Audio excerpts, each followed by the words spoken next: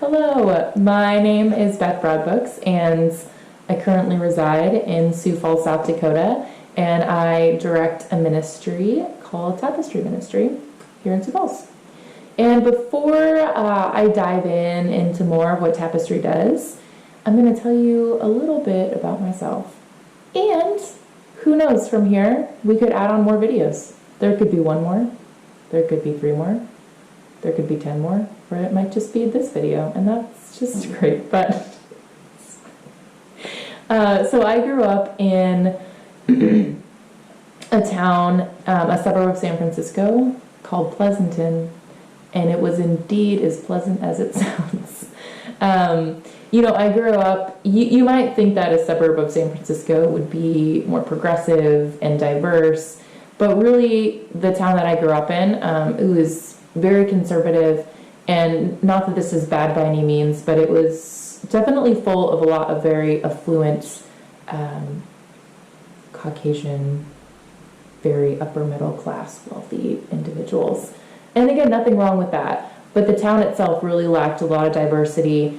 And growing up, I actually kind of looked around at the world around me, and this was like pre-social media days.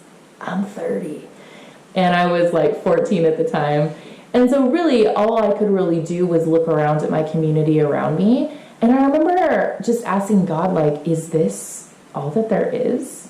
And it really bred a lot of pain and inner turmoil in me and a bit of depression as I looked out, and I just felt that there was so much more to the gospel than what I was seeing in my town.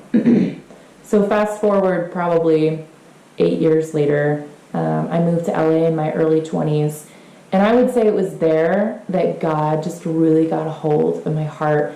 And I looked around at the city of LA, and I was like, these are my people. There's so many seemingly strange people here, and my heart like literally exploded with joy, and I just felt like my heart come alive.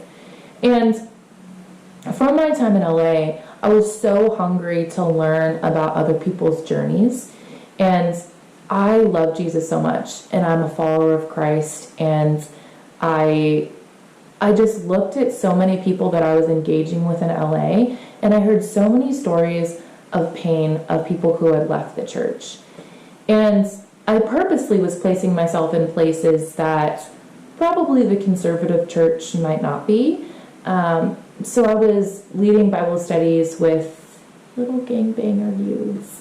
And I was working in a gym that had a lot of witches and people that identified as Wiccan, and a lot of people in the LGBTQ community that worked at this gym as well. And I just heard a lot of their painful stories that they'd experienced from the church. I also was feeding the poor on Skid Row with some anarchists of the government who lived in the hippie commune.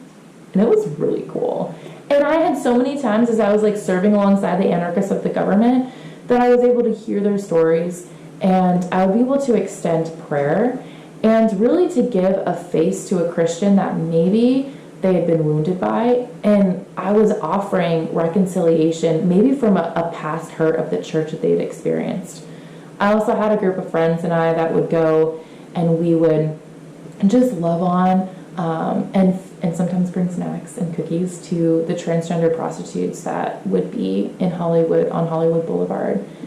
And so I just have a collection of so many people that grabbed a hold of my heart that I fell in love with, and I wanted the church to fall in love with them as well.